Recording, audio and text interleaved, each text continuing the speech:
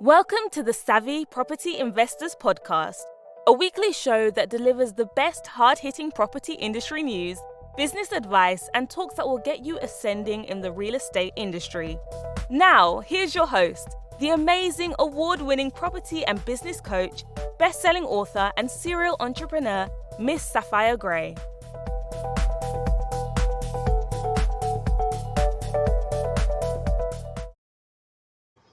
Hello and welcome to the Property Investors Show. Today's topic is all about late payments and unpaid invoices, strategies that you can use for 2022.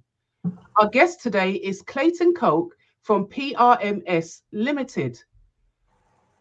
Our guest this week is Clayton Coke. He will be sharing with us late payments and unpaid invoice strategies for 2022 forecast.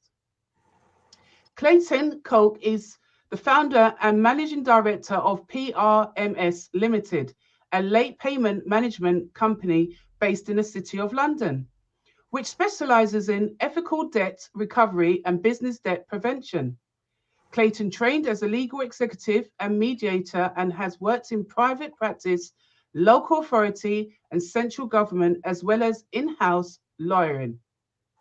Clayton is also the presenter of the Mr. Coke's Casebook video series, highlighting historical cases and the lessons learnt.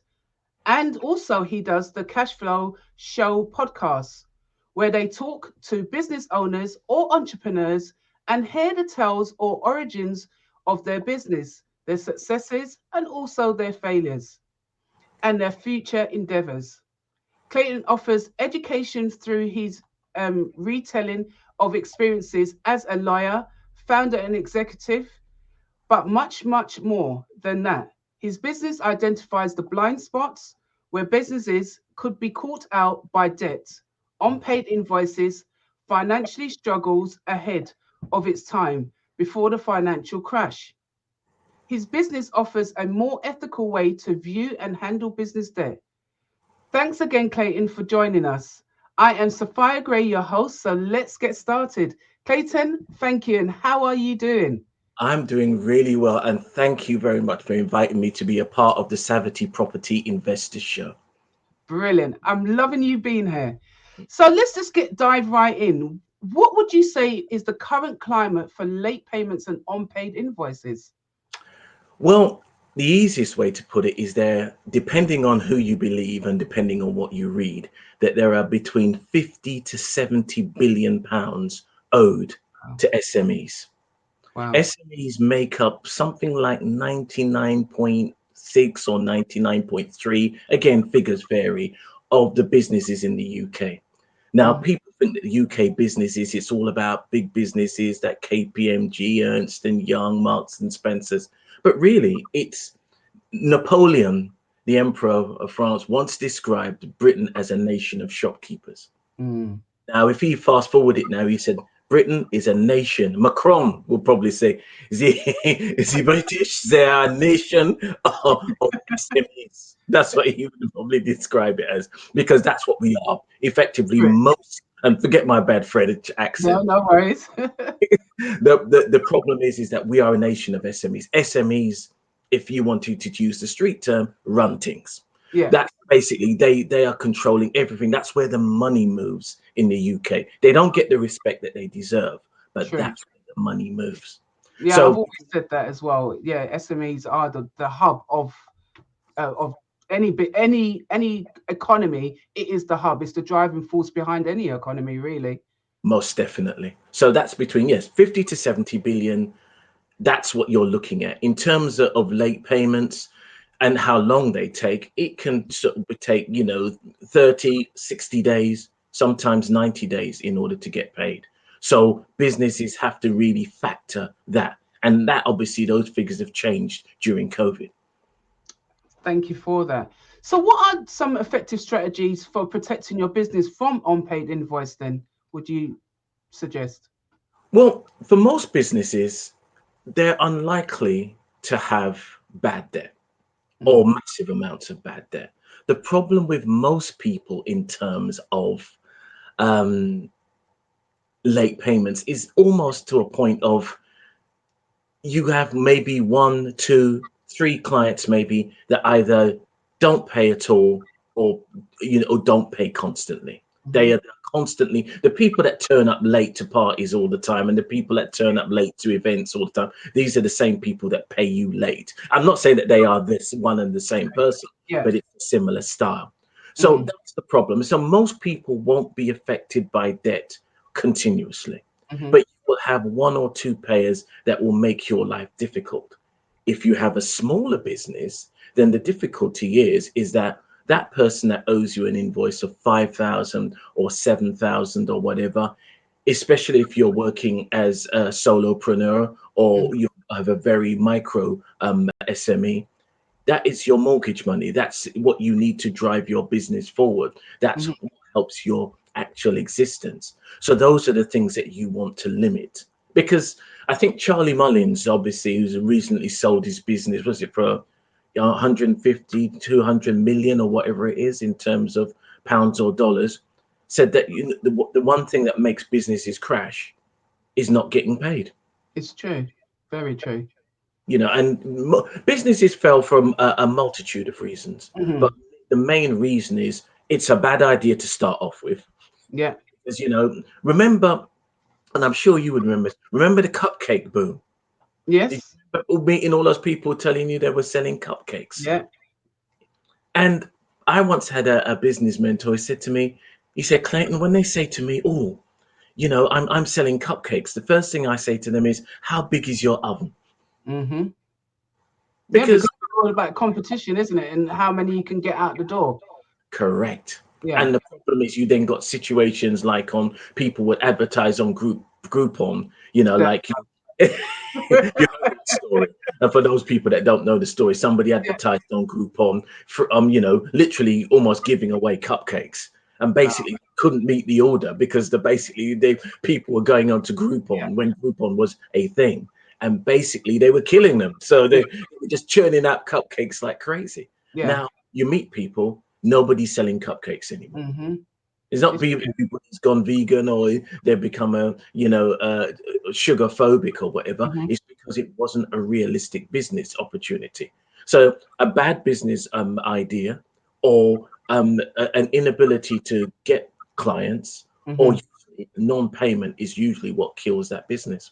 So the strategies in terms of that is Mhm. basically be aware of who you're dealing with. Yes. Um, I always say dating and business are very, very closely aligned. Okay. Yeah, very, very close. People don't understand what it is. When you build a relationship in business, it's like building a relationship It in the, really is. Yeah. you know. And at the end of the day, some people they treat um LinkedIn like as if it was Tinder. They Yeah. try to match with somebody, and as soon as they get onto LinkedIn, they're like, "Yeah, here's my number, here's my Yeah. name, here's my Yeah. business," and it's basically like saying, "This is where I live. Come Yeah. and see me, and you can stay the night." That's right. There's no rapport in it. There's nothing. You're not even smooching. You're not doing anything. You're just literally just going in hard, and Correct. that's not what people want. They want you to have this know, like, and trust factor. So build the relationship first. Totally agree with that. So as a consequence of that, when people then the because what I say is that most relationships or interpersonal relationships or romantic relationships are Mhm. usually doomed from the very start. But Mm. people choose to ignore those things and then carry on going on forward. Same thing with business. Yeah. Most people, when you see them in a business environment, that's doomed from the start. And the Yeah. reason why it's doomed from the start is because they don't know anything about the business that they're dealing with. They Yeah. don't know the structure of the business, whether Mm. it's a limited company or it's a sole trader, or even if they're based in the UK. They don't Mm. know what their terms and conditions are. They don't know what their terms of payment are. They Mhm. know nothing. They don't even know the address. Whether, I think they're trading from 77 Acacia Avenue. You Mhm. find that they haven't been there for 2 years. Yeah. True. So these are the things that people have to be aware of, because your initial dealings with the person, get to know the business that you're dealing with. Don't Yeah. just think of it as an opportunity. And another tip is, if somebody calls you up at 5 o'clock to offer you business, Be aware, because Yeah. the problem there is that that person's desperate, and the thing that you don't want is dealing with desperate people. People. If you're a Absolutely. graphic designer, you're sitting there, you haven't had any business all week, you're under pressure, man. You're feeling it. And then you think, oh God, please somebody send me somebody to ring my phone. And they do. And that person rings your phone. Oh yeah, we've got a rough job, and we want this done really quickly, blah, blah, blah. You then do it. You don't Yeah. take the details, you don't know who they are, you don't know what they are. You then spend the rest of your time chasing money. Yeah, even with me, one of the strategies that I use to avoid unpaid invoices is take the payment at least 50% up front. Yeah. So if they walk away, they walk away, but at least I've got 50% up front, and that's showing a commitment as well. And then any business that you're doing is you've got to see the commitment from them, but you've got to know them. As you said, you've got to build a relationship so that they trust you and you trust them, that you're going to get paid at the back end of it once you Course. deliver the work, you know? I So think go ahead. that's what the problem is there, as you said, and it's always a great strategy. The only reason why I don't always push that forward as the best strategy is because not everybody has a business model that you can get money up front. True. That is true again. Yeah. So why is using a company to outsource your collection a positive step in your business? Well, the difficulty for most people is what they try to do in business is that, and we've all done it, is to Mm, do everything yourself. mm, We've all been there, I can make the tea, I can do the accounts, I can do this.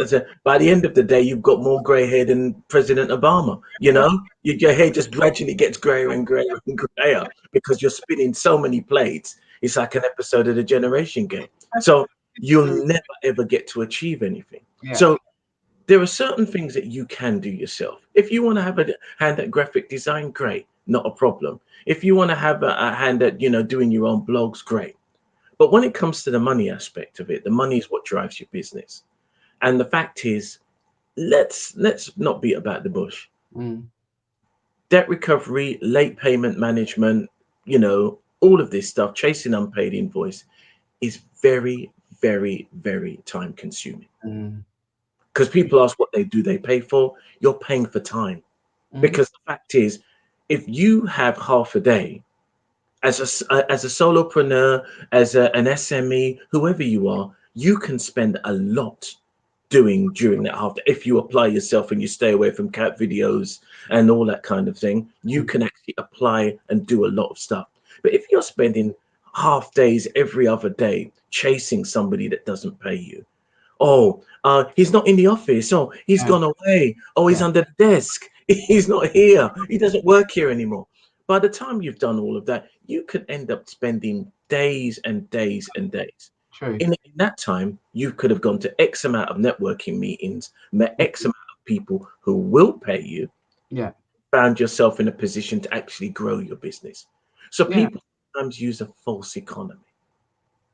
And I And that, always believe that it's better to have someone that understands the ins and outs of collecting money than you trying to recover it yourself. As you just said rightly, you can spend your time then wisely going to those networking events and just hand it off to a company like yourself to say, please, can you deal with this?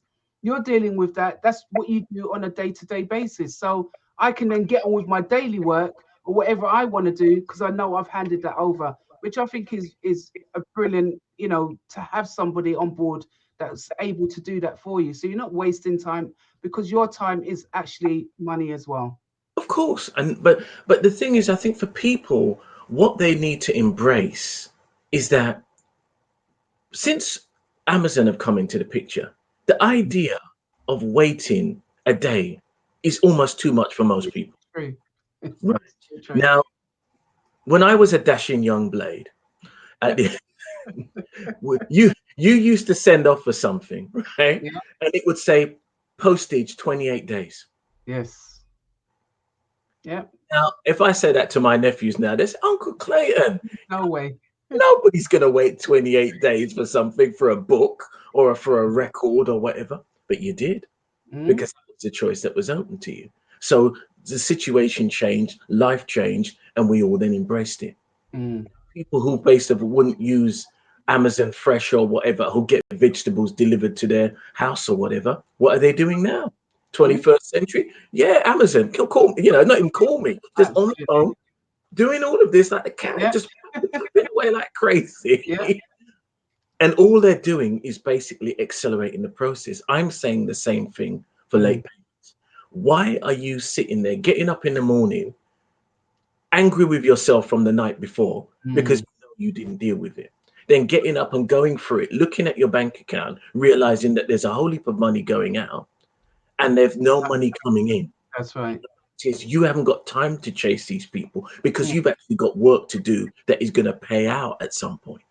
So you're locked into this endless cycle. You're on a treadmill. What you're also paying for is honesty. And that may seem strange because honesty really is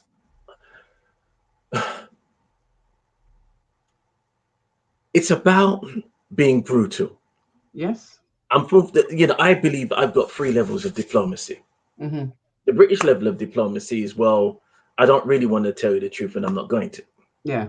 Some people might find this offensive, and if you do, it's going to be a bit rough. Then there's what I call the Obama diplomacy.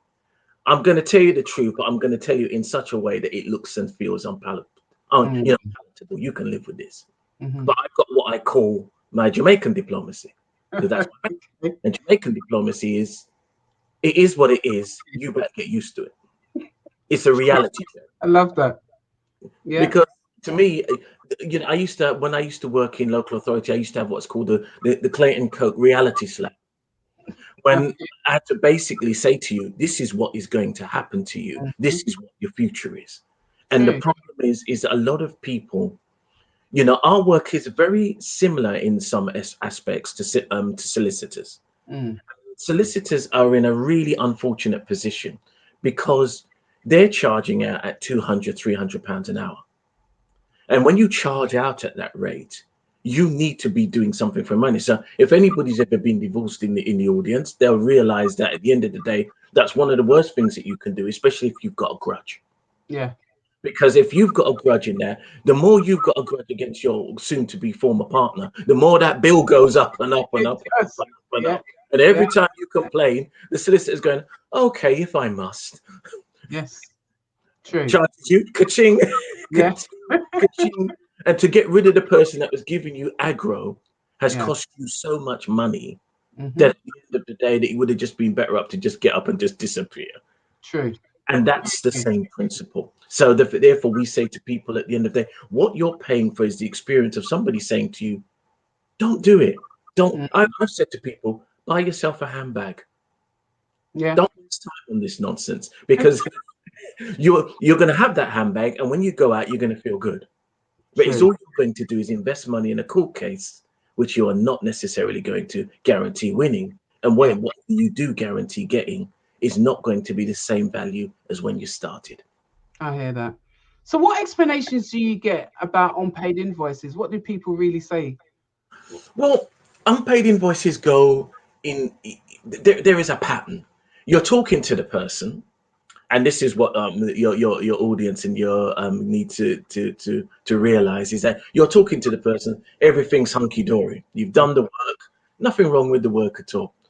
Then you say, oh, was that okay? Oh, yes, yeah, that was brilliant. That was really good. Yeah, you've done a good job. Fantastic.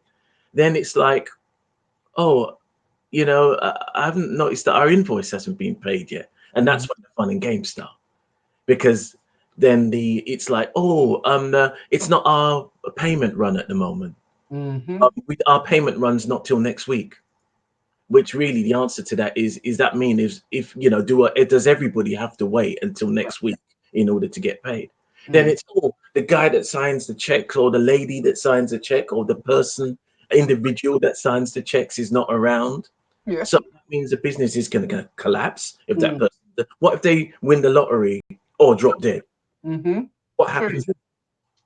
Same again. Then it's like, oh, they're not in the office, they're away, oh, they won't be back for a while, they're on a course, etc., etc., etc. And every single one of those excuses takes a 5 or 10 minute call. So that can be over multiple days and multiple weeks before you actually get a result.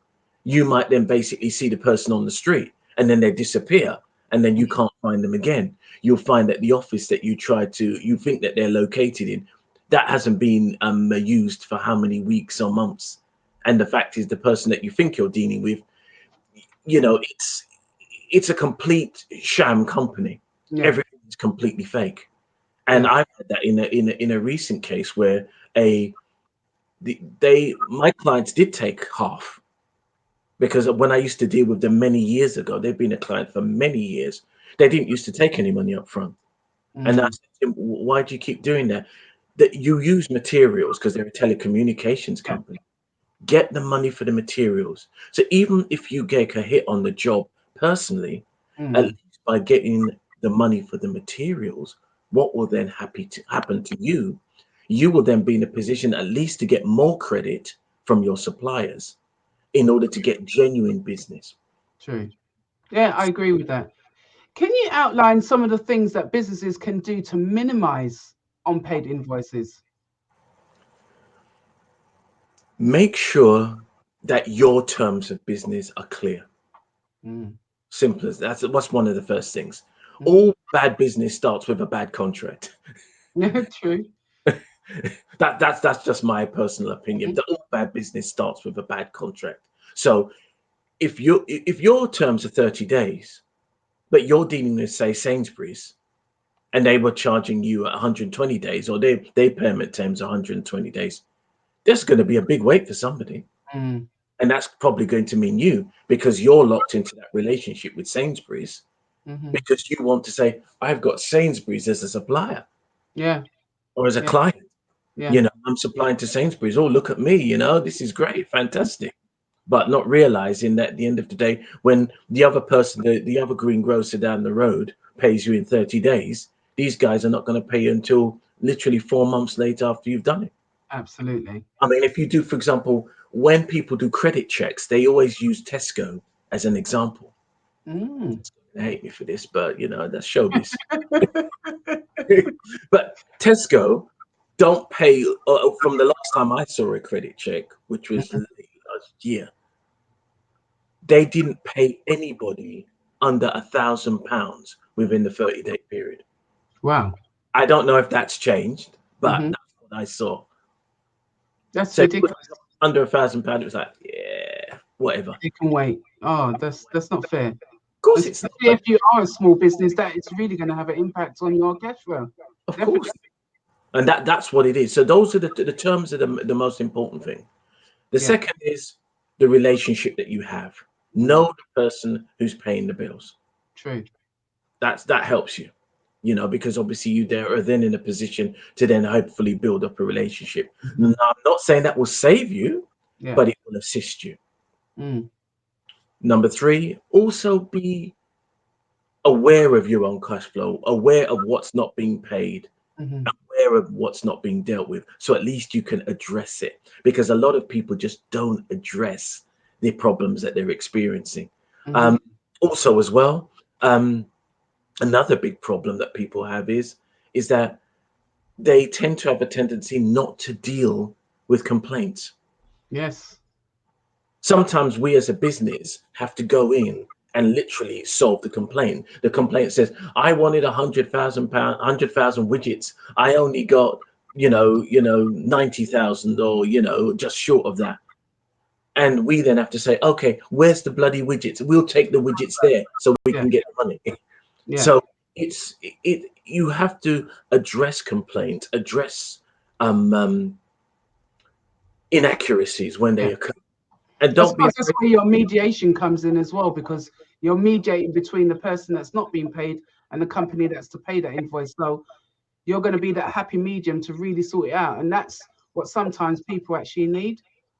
Definitely, because the problem with most people is, if you can't pay a debt, you're embarrassed. That's what people say. Have you ever watched those old 1940s films? Oh dear, sorry, old chap, I'm financially embarrassed at the moment. Because that's what it is for people. It's embarrassing. But the fact is that the person who wants their money doesn't want to appear desperate. That's why most businesses, when I see people, they always feel really uncomfortable. And I'm trying to work out whether it's because I'm a man, whether it's because I'm a black man, whether it's because I'm a man who's a black man who deals with debt, or I don't know what, because I'm not 6 foot or whatever the case, and I'm not that wide or whatever the case may be, but people feel really nervous. And that, even before they've established what type of debt it is, it's because there's a certain embarrassment about debt. And and I don't even actually like using the term that I usually use late payment, because when I say debt, people hide in the toilets and stuff like that, trying to get away from me. And I'm thinking, boy, this. I think it's the programs that we're currently shown on TV about debt that really sort of heightens this whole factor that you could be that man that's chasing the bailiff, that's chasing them for debt and could take away their possessions. So I think that's what the problem could be. I think we've lost Clayton for a minute. He is camera has frozen. So I'll take a break here. So join us after the break with more insights from Clayton.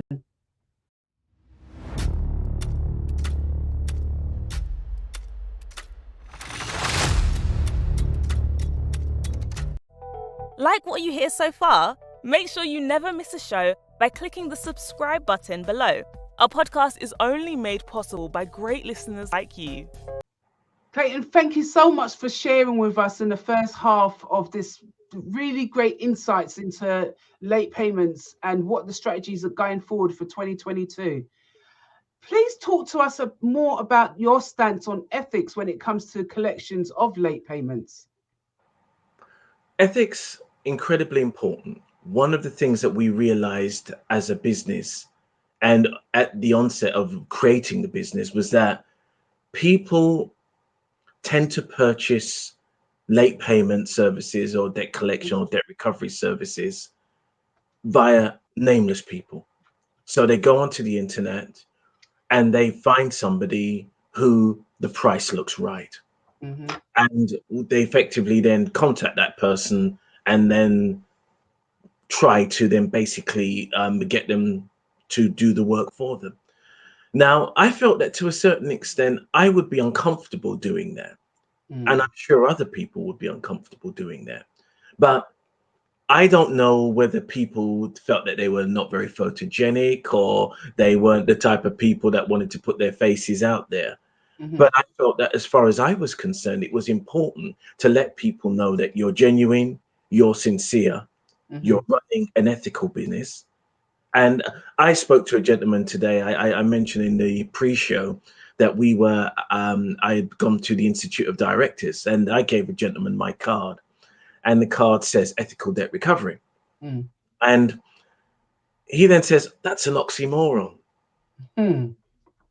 And so it just shows you what people's perception and attitude towards that is. So as far as I'm concerned, my attitude is ethics is really important. And ethics can mean lots of things. It can mean fairness. It can mean balance. It can mean just having the honesty enough to say, your case is a bad case. We can't help you. True. And it doesn't necessarily mean that we're less aggressive or we're less assertive or we don't believe in chasing some. We don't say, oh, you are our client, £10,000, but you can actually just go and do what you like. That's not what it means. It means that we have responsibility for what we do and the actions that we take, and know that especially in terms of things like mental health, that is a serious problem. And you have to approach it in such a way as to be very mindful. Absolutely. So how would a business go about negotiating a solution with a client for unpaid invoices? Is that where you will come in or your business comes in? Yes, we come in at the point at which, as using my earlier examples, the person's made a sale, whether it's goods or services, they've done a good job, they've provided a good service or a good product, and that's all worked well. The client of that person is in agreement. So everything should really be pretty smooth sailing. However, it's the point at which the non-payment comes in and the non-payment starts to stretch. That's when we then get involved in actually making that point of mediating between the two parties. So ultimately, I mean, that approach really should come in sooner rather than later, because the mistake that people make is that they take an approach insofar as they think, I know that guy, it'll be fine. I know Yeah. that girl, I know that person, it's going to be fine. Everything is going to be fantastic, and these people are going to pay me. You know, 4 months later, 5 months later, maybe 6 months later, still no payment. Mm. That's where people unfortunately find themselves in the situation, especially if you have built a relationship and a so-called friendship with that Yeah. person. Yeah. It's hard to go back Oh, in a friendship it and say, really give is. me money. So how does people ensure that payments from new potential clients? I mean, how can you ensure that you're going to get these payments? There are no, Oh, you know, it's like if you get married, there's no guarantee that you're going to still be together in 10, 20, 30 years. The true. same thing in business. There's no guarantee, even if you do good business with somebody and that person's of of good faith. Mhm. There's nothing to say that that business is going to collapse. I went down towards Charing Cross today. The amount of businesses that just don't Yeah. exist. Yeah. You just see the shop fittings left in there. There is no guarantee. You can assist yourself by Yeah. getting some money up front. And if that money can cover your basic costs, Mhm. that will be helpful. Because you're probably not going to take a knock on every single um, uh, um, sale that you do, Yeah. because obviously you won't have a business. So if you then lose something on those sales, as a friend of mine once said, that's the cost of doing business. Yeah. Getting money up front is really helpful. Yeah. That's really the only way that you can ensure to minimize your risk. Because if somebody's not going to pay you with all the best will in the world, unless you're going to tie them up, and I think that's illegal, then you can't really then basically get money from them in that particular way. And that's why they call us entrepreneurs, Yes. because we risk in order to gain a True. profit. And True. that's what the risk of business is. I mean, a lot of people, and I have to mention this, do things strategies like invoice discounting and invoice financing. And for the audience, for many people who are not aware with that, invoice discounting and invoice financing is when a company, sometimes a bank, basically sees your invoices and effectively says, guess what? Your invoice is for £100. We'll give you 80 or £90 and we'll take that invoice from you. Mm. So we don't do that at PRMS. We don't buy debt. Yeah. Because as far as we're concerned, your debt is your problem. We'll True. help you manage your debt, Mhm. and we'll help you um, build Re- build areas into your business, build Mm. strategy into your That's business right. that Mhm. help you to manage your business going forward. Mhm. However, the fact is your debt is your debt. Invoice financing, invoicing, discounting companies, what they will do is they will either effectively buy the debt for you from you, or they'll basically say, okay, it's £100, we'll give you 80 quid now.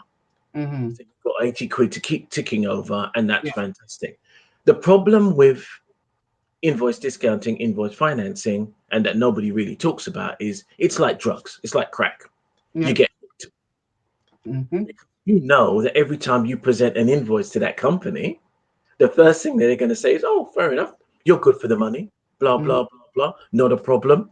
Well, here's 80 quid. So you never really earn the 100 quid that you should have Yeah. earned, Yeah. because you're always relying on that. And I've been in networking events where I met a chap and he goes, oh, we've got an invoicing discounting company. I don't need you. I said, yes, that's right. You probably don't. But invoicing discounting for companies of a certain age is like a Mm. grown man riding a bicycle with a stabilizer. Yeah. True. True. It So, doesn't what make. legal things could they do, or actions could they take if they need to escalate it? If they need to escalate it, what they then need to do is to try to write to that person and then basically say to that person, listen, you owe us money, will you pay? Mm. Problem is, if the person's avoiding you and you've done business with them, they're going to keep hiding. It's Mm. at that point where you then say, okay, I've got to speak to Clayton at PRMS, and he's got to give me some strategies in order to escalate this. Because what people don't understand is Jeff Bezos, he Mm. doesn't do his own legal work. And when people are chasing, Amazon is chasing people for money, he's not the one that's doing Yeah. it. Same thing with, with Tim Cook at Apple. you know, and so on and so forth. Lord Sugar, you don't see him picking up the phone and saying such and such and such a person, you owe me money, mate. You know, he's not doing that. Back in the day, you probably would have done. Yeah. You know, back in the day, he was hands-on like that, but now he hasn't got time for that nonsense. No, And that's the reason why it's amazing how many companies want to be big companies, but they adopt the practices of big companies. big companies. Because Absolutely. all of those people have got somebody that they escalate something to. They pick up the phone and they say, whoever their contact is, another mini Clayton at the end of the day, say, Clayton, I've got a problem. This guy owes us 20 grand, so on and so forth. We know he's got the money. We know he's still in business. We need to escalate it. And that's what the key problem with most SMEs. They have no escalation. Nobody takes you seriously. Yeah. Nobody takes you seriously until you can escalate. You're just another person that's just waiting for your money. So if someone refuses to pay off a debt, would you say escalate it to the courts? Of course. Yeah, Of course. absolutely. Because the fact is there's can't pays, won't pays, and will never pays. Yeah. If you wanted to put it in that as a clear kind of delineation between each section. Because the problem is the people that can't pay, they may be able to pay you in installments. The people that won't pay, they may need their arm twisted legally. The people that will never pay you are just brazen. True. You know, and so that's the way and so we would then say to that person, we say to all our clients at the very beginning, are you prepared to take this matter to court? Yeah. They said to us, oh, not really. And then we don't take their case. Not because we want to get to court, but because ultimately that's the place where you end up. And the difficulty is a lot of people don't want to take the step where they could actually get their money. I hear that. Clayton, thank you so much for giving us so much insight into, you know, a consistent happening for SMEs out there is late payments. And obviously, to make our businesses grow, we need to collect all payments. What is the number one tip you can leave with us today on how not to have this happen? The number one tip, I would say, be careful who you do business with. Excellent. Be careful who you do business. Do your due diligence. 100% agree with that. But you know, if you find that the person has got a dodgy mobile number, doesn't have an office address, you know, but you know, it hasn't even got a business card, hasn't got anything to show you that they have created a business. That's your gut instinct. You know, and I would also say as well, you know, if that would be 1A would be trust your gut instinct. Too many entrepreneurs do not trust their gut instinct. They do not sit around and say to themselves, do you know something? I didn't feel right about this from the very beginning. And, you know, I've learned that there are certain people that come to us and I will say to them straight off, listen, guess what?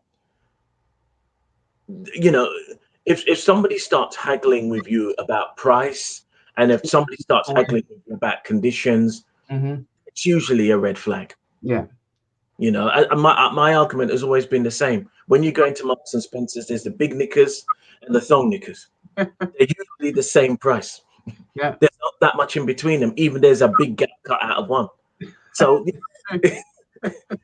you know, these are the strategies. It's the reality of them. And the fact is that people don't seem to understand. When you start hearing that kind of haggling over price and costs and stuff like that, that's always a red flag. Yeah. Excellent. So, Clayton, how can our listeners get your contact details and learn more about the services that you offer? Because they're fantastic services, and I really believe in that everyone should have a person like you on their books, so that anytime that they get into certain situations of missed invoices, they can reach out to someone like you. So please feel free to share your details. Thank you. Okay, the easiest way to get hold of me is on LinkedIn, because I think there's only one Clayton Coke on there. So I think I'm that guy, and I'll smile so you can see my picture, and you'll know it's me. So that's the first instance. So all joking aside, so you can find me on LinkedIn, Clayton Coke. We're there. We are on Twitter at PRMS Ltd. That's PRMS Limited. On Instagram at PRMS Ltd. Not on Facebook. Facebook doesn't seem to work for us for some strange reason. We're having a dispute with Facebook. So that's not an option that's open to us. We've also got our podcast, which is the Cashflow Show, which is all one word, the Cashflow Show. That's on Apple, it's on Google, it's on Spotify. It's Spotify, it's on everything. It's on some languages I don't even understand. So it's everywhere. So you can find us. We will do that, and hopefully we would love you to join us on that. That would be fantastic. So yeah, those are the main ways to find us. But if you people want to find it, to get in contact straight away, LinkedIn, come across, just send me a brief message, tell me that Sophia sent you, and and then we will be sharing Clayton's details as well in our comments below. So don't forget to look out for that, and you would have all of these contact details. Brilliant. Clayton, it's been absolutely amazing having you on our show. Thank you so much. You've made me laugh. You shared some fantastic insights, and I've really enjoyed this because it really has awakened me into how to look at recovering invoices and how to look at debt as well. So I appreciate your time. I appreciate sharing with our audience as well. So come on, savvy investors, let's take flight. Do not forget to subscribe, rate, review, download, and also share. You have been watching the Savvy Property Investor Show. See you and tune in next time. This week's episode of the Savvy Property Investors Podcast was brought to you by our sponsor, the Savvy Women Group. Thank you for tuning in. If you enjoyed today's show, head over to our website, www.savvywomen.co.uk, to gain access to our free resources and more insights about our guest speaker today. Remember, we make your business our business, so you can unlock your full potential and improve your quality of life.